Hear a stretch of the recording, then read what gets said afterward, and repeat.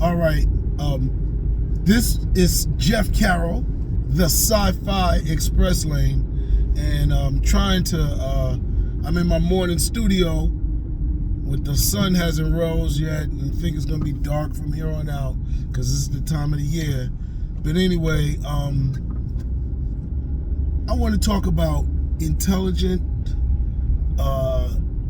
script writing, problem solving, plot hole filling, all that other stuff, because we got two contrasting shows on right now that illustrate what I'm talking about. Let me get into it. All right, so as a writer, you, as a world builder, you get to design your universe, your rules.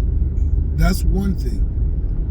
Yeah, that's beautiful to say, this is their powers, this is the world that they come from, this is how the world makes its money, all that beautiful things.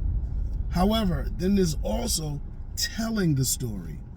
Telling the story is, how it begins, and telling the story involves how does that character fit and relate to the world you just built? The world you just built, right? So the problem with some movies or stories is when that match doesn't quite sync up good. All right, and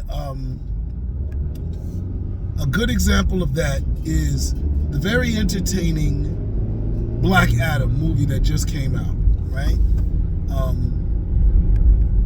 And I'm going to contrast that with the world building of Star Wars and the plot hole filling, world building filling of the series Andor. Now, people always say, "Oh, Jeff, you can't compare these things." You can compare anything. These are two movies, two film productions, all right?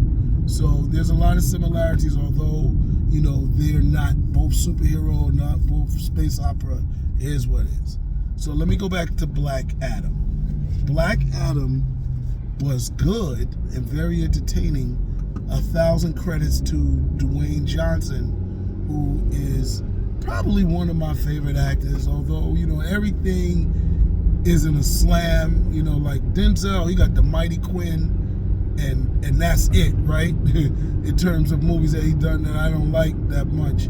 Maybe Mo Better Blues, but in the time I enjoyed it, so it just didn't stand the test of time. But Will Smith, he might have something that I don't really watch, was Pursuit of Happiness, but other than that, everything.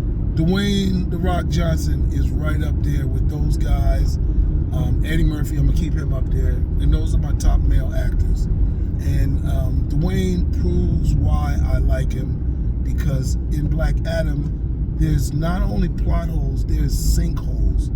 There's sinkholes so deep in this story that if you start to think about it, it will suck you in so low that you will now reevaluate your enjoyment of the movie. No particular order. All of the cast members, the other superheroes, they're all sinkholes. From Dr. Fate to the Cyclone chick, which, I've seen her called Wind Girl on the internet, but they already dissing Home Chick, to the Atomic Boy or whatever his name is, and to Hawkman, even to the group name, the Justice Society or some crap. Holy moly.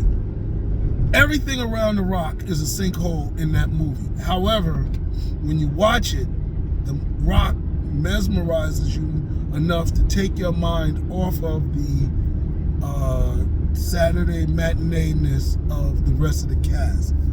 Just when you thought Harley Quinn was kind of reaching with the alligator dude and the fire guy, the fire demon, we was okay with it because Harley Quinn was a soft movie, in terms of lighthearted and jokey. So he was like, all right, let's not take that too serious. But we learned that DC is really low budget in their script writing department. I was joking with my son, you know, of how the script writing room was in Black Adam, and it was just like, yo, how about we get a girl with wind and she blows metal rods at Black Adam and fences him in? That works. Use it. You know what I'm saying? It's like, come on, y'all. So, you know, here's a plot hole, sinkhole, right? You look at somebody like Atomic Man or Atom, right? Not Adam, I don't even know, because that's a conflict of names, right?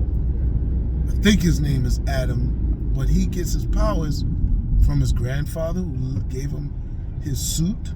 Is that really all it takes to become a superhero? Come on, y'all. You know, and we've seen Ant-Man have to go through a movie full of adjustments to be able to do the things that he did, and he never really mastered it in his first movie.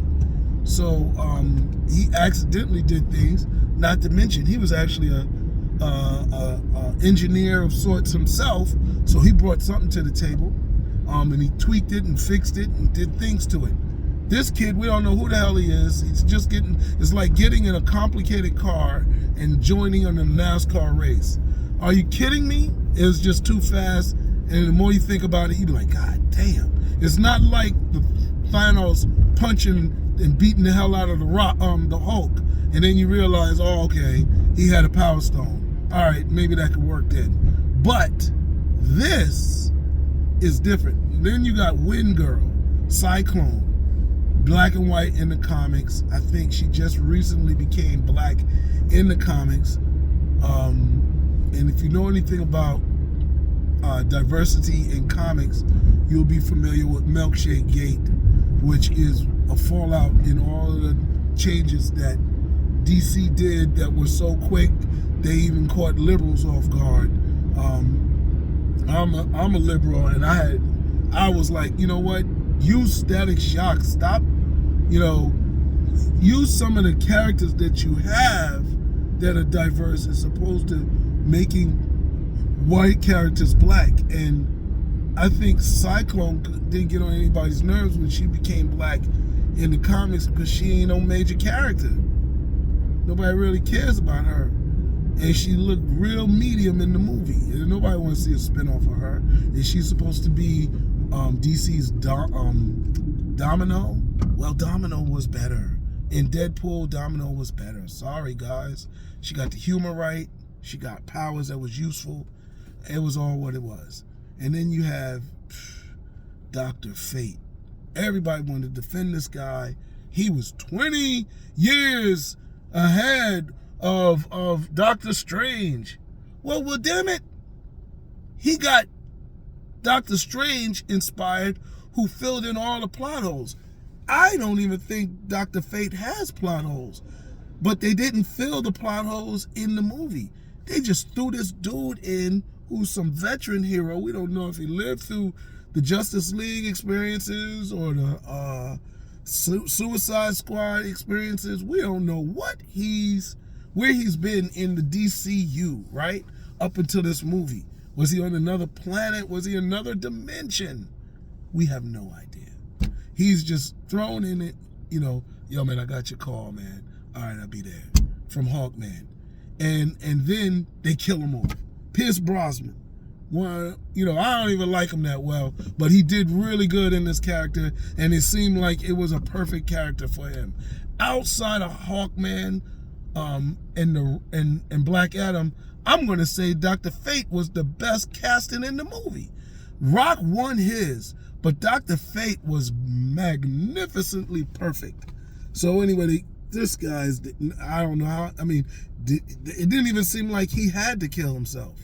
And I'm spoiling the movie because you're still going to enjoy the movie with all these damn plot holes, sinkholes. And then the biggest sinkhole, plot hole, sinkhole, whatever, is Hawkman. Holy moly. Yes, he's black in the cartoon. But is he black in the comic book? How black is he?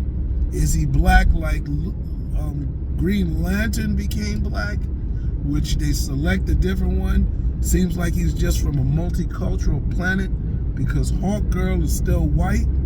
I have no idea. Come on, guys. There's got to be some rules to this race swapping. I'm down with all of the race swapping. Nick Fury, that worked. What else? Oh my God. That might be it, right? War Machine, I don't know if he was black. He might have already been black. But all of this race swapping is beautiful for diversity, but create your own characters. Use these independent characters out here. You got a universe, right? Have somebody come from another universe. But DC, do some backstory. How does Hawkman look like he stole the X-Men's lair or their mansion? He got a plane and he can fly. Holy moly, maybe Wonder Woman had an invisible jet, but she looks stupid having a jet too when she can fly. What's the use of it? It's invisible. You don't even need it. But let me not go into all that. It's like her having bracelets that are bulletproof when she's bulletproof. What the heck, man? Let me not go into it too deep. But you have plot holes like that, which are fixable, tweakable with a little bit of explanation. But the whole movie Black Adam stole from Apocalypse X-Men, which gave a 10-minute backstory of Apocalypse. But it was interesting in X-Men, right? It was interesting. It looked beautiful. In the Black Adam, it was waste of time. It seems like the prequel to The Hobbit in the Lord of the Rings, the Lord of the Rings TV show, where it's just dialogue and backstory, nothing happens. So this whole movie had backstory problems. But back to Hawkman, right? Hawkman, I get it, the Hawk God they worship, and they got that from Egypt. But then he's wearing West African prints on his vest. Explain that. You can't just culturally appropriate these things without, does he have a West African connection? You know what I'm saying? They didn't worship hawks and animals in West Africa the way they did in Egypt. So you're just mixing all African culture all together? Come on, guys. What is going on? DCU. This is ridiculous. Dismembered. I'm going to give it an acronym, right? Dismembered Content University. Universe, right? Dismembered Content Universe. That's what I'm going to say DCU stands for. But anyway, he also has a Black Pantherish feel with all the technology in his plane. The reason why it works in Black Panther is because Wakanda was hidden from everybody. And they purposely use technology to maintain their power in the world. They don't dominate the world, they just want to be left alone. That's a problem, but we're not talking about it because it explains why they are more technologically advanced than the world. And to be honest, the Marvel Universe is more technologically advanced than the world, so there's a share, right? Because Marvel got hovercrafts and flat screen TVs and all that.